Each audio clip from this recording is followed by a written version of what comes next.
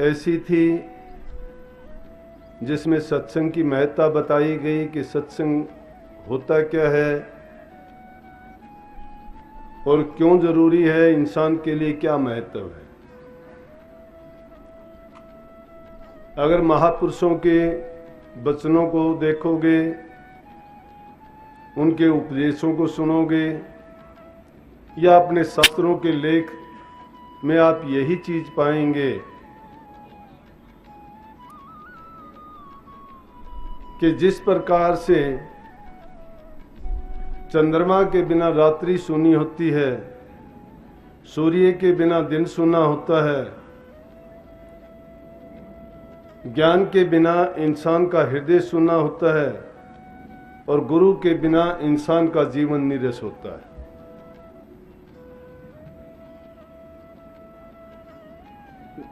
सत्संग से भी ज्यादा महिमा गुरु की है। गुरु की महिमा क्यों से भी ज्यादा है कि जब 84 लाख की रट लगाए रखते हैं, जहां कहीं जाओगे आप यही वचन सुनोगे कि 84 लाख क्या चक्कर है 84 का। 84 का यह है कि इस काल और माया के देश में इस जीव को 4 खान में बांटा गया है, 4 श्रेणियों में, और 4 श्रेणियों में कुल मिला के 84 लाख योनि हैं। और 84 लाख योनि का चक्कर यह है, ये जीव भटकता हुआ संसार में आया था, आजाद स्वतंत्र था। ये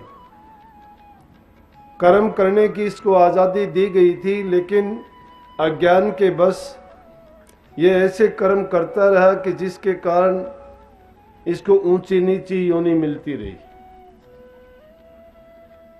परंतु उन सब योनियों में सर्वोत्तम योनि इंसान की है, क्योंकि तुलसीदास जी ने, वैसे तो सब महापुरुषों ने ही वर्णन किया है, तुलसीदास जी कहते हैं कि 9 लाख जल के जीव हैं, 10 लाख पखेरु जान, 11 कीट भृंग हैं, स्थावर 20 बखान, 30 लाख पशु योनि है, 4 लाख नर होई, तुलसी इनमें राम भजे धन है सोई। कि इन 84 लाख योनियों में भी 9 लाख प्रकार के, कहीं एक श्रेणी के, दूसरी श्रेणी के कोई 11 लाख प्रकार के, कोई 20 लाख प्रकार के, कोई 30 लाख प्रकार के, लेकिन 4 लाख प्रकार के तो इंसान योनि में भी जीव हैं, जिनमें अकेले ये नहीं कि उनमें अलग अलग, किसी का रंग अलग है, किसी की शक्ल अलग है, किसी का कद ऊंचा नीचा है, कोई बंदर की योनि में है, कोई भालू की योनि में है, कोई किसी योनि में। तो उन सब योनियों की गिनती की जाए तो उस 84 लाख योनि में इंसान का जीवन ऐसा है कि जिसमें गुरु मिल सकता है।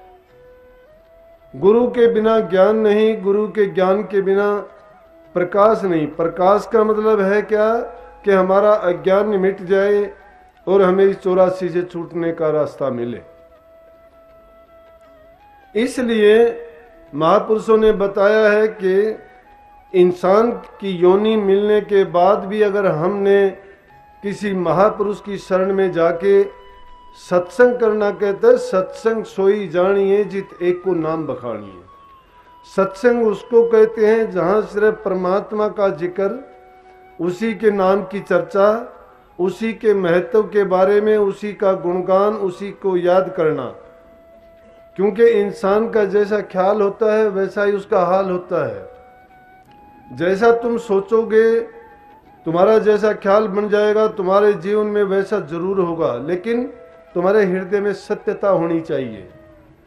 भक्ति भी उसी फार्मूले पे काम करती है कि जब एकाग्रचित होके हम किसी भी बात का चिंतन करते हैं या मनन करते हैं, अपने मन में रख के उसको ज्यों-ज्यों उसको बार बार हम याद करते जाते हैं, तो वही चीज साक्षात रूप में प्रकट होकर हमारा काम पूर्ण करती है।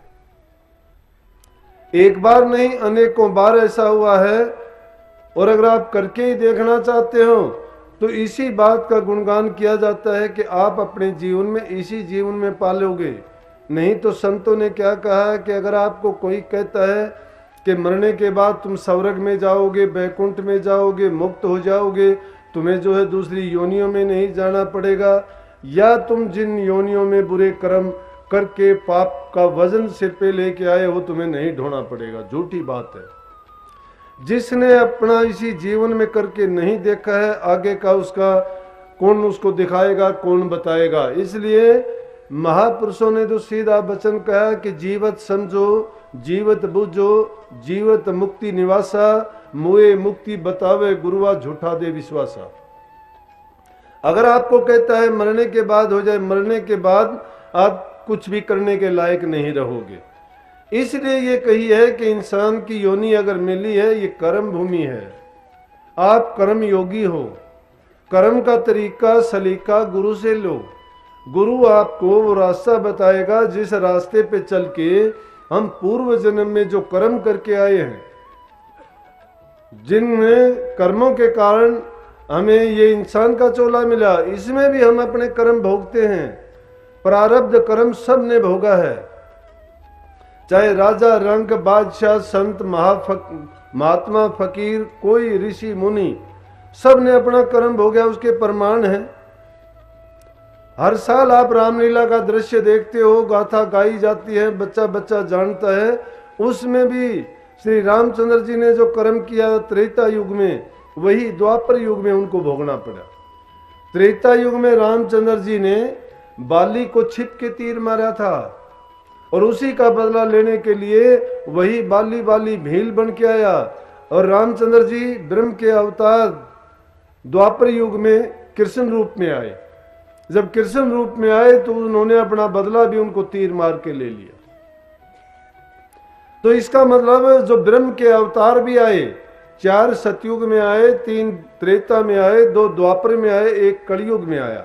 वैसे तो 24 अवतार कहते हैं, लेकिन मुख्य रूप से जो 10 अवतार आए इन चारों युगों में, 3 युग तो हमारे पीछे बीत चुके हैं, लेकिन कलयुग जिस युग में हम जी रहे हैं, इस युग में माया और मन का दौर अपने पूरी ताकत और जोश के साथ है, जिसके कारण जीवों की बुद्धि भ्रमी हुई है।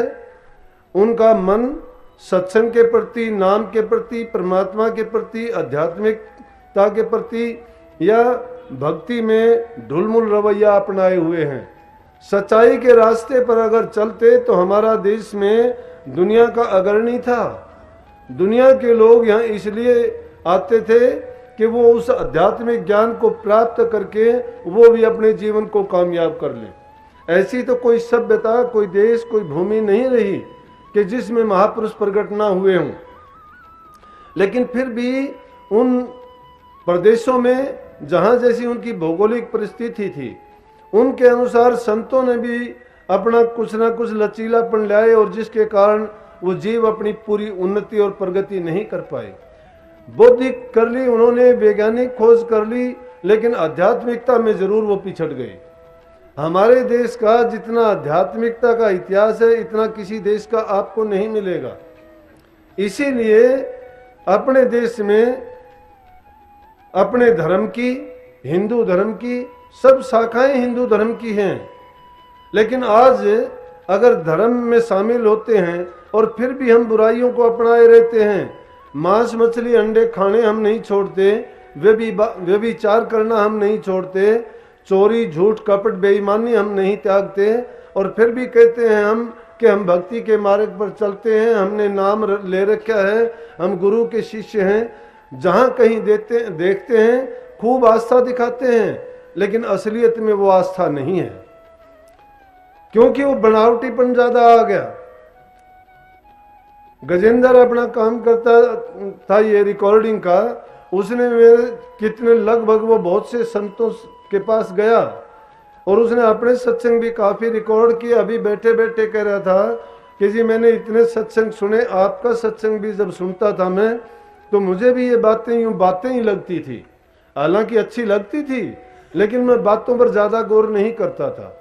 तो कहने लगा मुझे यथार्थ गीता देखने का मौका मिला, और यथार्थ गीता जब मैंने पढ़ी और उसको पढ़ते पढ़ते उसमें ये बातें आई कि ये जीव इस संसार में जो ब्रह्म का देश है उनमें काम, क्रोध, लोभ, मोह, अहंकार, इच्छा, आशा, तृष्णा, वासना, जितने भी चीज इस संसार में उनमें ये जीव उलझा हुआ है।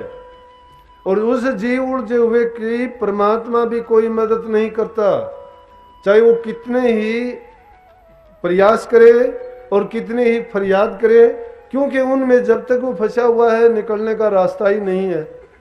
लेकिन फिर कहता है कि फिर उसमें बताया आखिर में कि एक ही रास्ता है निकलने का, कि अगर कोई तत्ववेता, त्रिगुण रहित सत पुरुष, पूर्ण धनी, जिसने नाम की कमाई करके अपने आप को इस संसार से लिबरेट कर लिया है, स्वतंत्र कर लिया है, जो इससे ऊपर उठ गया है, उसकी शरण में जाके पूर्ण विश्वास के साथ अगर आप भक्ति के मार्ग पर चलते हो और उन्हीं का ध्यान, उन्हीं के वचन की पालना और उनके बताए हुए मार्ग पर अपना जीवन लगा देते हो, तो निश्चित रूप से आप इस काल और माया के जंजाल से बाहर निकल सकते हो।